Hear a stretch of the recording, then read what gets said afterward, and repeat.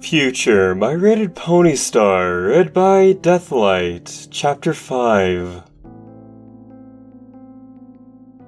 After Discord left the building, as he would put it, I told the doctor to keep his death a secret until after the new year, as per his request. Of course, it would somehow leak out one way or another, but hopefully people would dismiss it as a troll, just trying to ruin people's Christmas. When I was done talking, making arrangements, Rebecca held me tight as I let myself cry on her shoulder for a long time. I lost another friend. I was the last one now. Twilight was gone, Discord was gone, my friends were gone, everyone from Ponyville was gone. I even, for a split second, wish Celestia had been here to cuddle me like she did when I was a baby. I would forgive her for one single moment if it meant someone I cared about was around to comfort me. Then I remembered I had someone I cared about. She was holding me right now, letting me unleash my grief upon her shirt. I thought about what Discord had said about regrets, and how we were so alike. Him for his love for Fluttershy, and me with my love for Rebecca. In that moment where we held each other, I realized that I didn't give a damn about the reasons we couldn't be together. I just wanted us to be together. After signing some paperwork that seemed like a blur to me, I found myself walking down the street with Rebecca guiding me. I didn't know where, and it didn't matter. It all seemed colder, no matter how much fire I let burn within me. Eventually, we made it to a medium-sized house with a front yard and a nice Jaguar car by the front pavement. It soon occurred to me that it wasn't my house, but Rebecca's. I soon blushed, but did my best to hide it. I had never been in her house before. That seemed a bit too personal to do. "You coming in?" I asked Rebecca as she opened the door. I nodded and soon entered my crush's house. Naturally, it had an artist's touch to fit. Paintings and sculptures were nearly everywhere, making me feel like I was back in her art gallery.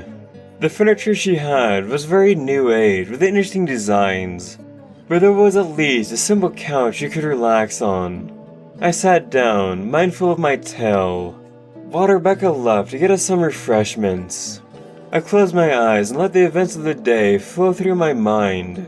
What started as a simple meeting between two friends resulted in me losing a friend and thinking about my future. Was I really trying to make myself unhappy on purpose? Did I really think I didn't deserve it after all the suffering my friends went through? Applejack lost her farm, her family, and died a traitor and disgraced. Rainbow Dash lost her team, her honor, and also died a traitor. Heck, their graves were vandalized a few times. Reddy lost her husband, child, and died along with her sister from a bomb. Pinkie went through unpleasant changes during the war and died trying to save the cakes. Luna was gunned down, and Celestia, well, she got what she deserved. Kittens and Flurry Heart were nuked to death, but at least that was instant. Shining Armor was taken down by a sniper. And Twilight, she went through so much trying to redeem Equestria. She went through so much pain. I thought back when I was cleaning her room when she went to visit Fluttershy for the first time since she left us to side with humanity. I found a suicide note addressed to me, written in case Fluttershy rejected her. Honestly, if Twilight ended her life around that time, I would have done the same. Because she was all I had left until we reunited with Fluttershy and her children. It gave me some hope and reason to live. But that's just the easy route, isn't it? Wishing for death. Does it change the fact that I suffered? Did it change the fact that I was the last dragon? Did it change the fact that I was still so young and could live again? Yet, when I think about my students, my friends, Rebecca, am I really right to reject their efforts to make me happy? Am I not disrespecting their friendship by thinking like this? Was Discord right? Opening my eyes, I looked down and saw something that caught my eye. It was something I saw a lot these days, with conversion being the latest fad. I pick up a flyer indicating details on how the process is done and what effects it could have on you. It brought up painful memories of the first time I saw it in action all those years ago.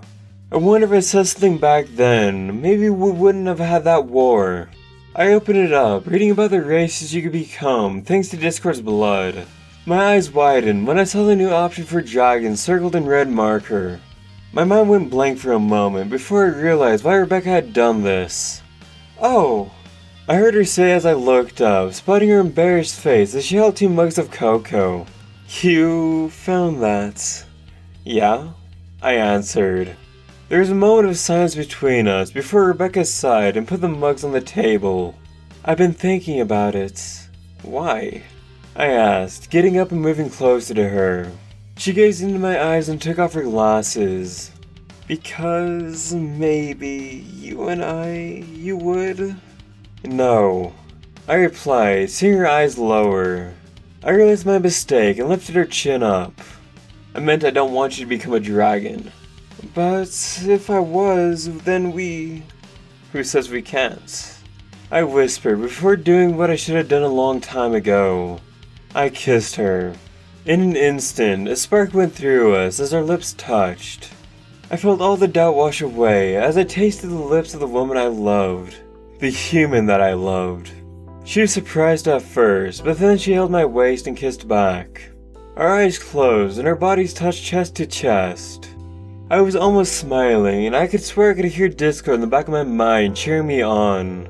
It was different than kissing Rarity. This felt right. This felt like it was meant to happen. I want you to be human. I love you because you're human. I replied, looking into her eyes. Everything about you, your looks, your personality, your art, your passion. It's all because you're human, and I want you to be you and nothing else. Spike, she whispered, shedding a tear. I don't know if this will work out. Hell, I'm scared I'll hurt you or I'll get hurt in the future, but do you know what? I smiled, thanking my old friend for putting me straight. I'd rather love you and feel pain years from now than regret never loving you at all. She pounced on me, pushing me into the couch as I continued to make out with her. The hot cocoa was long forgotten as we found something else to satisfy ourselves. Something hotter. She took off my clothes, I took off hers. She screamed my name, I roared hers. Pretty sure it burned her walls too, but she didn't mind.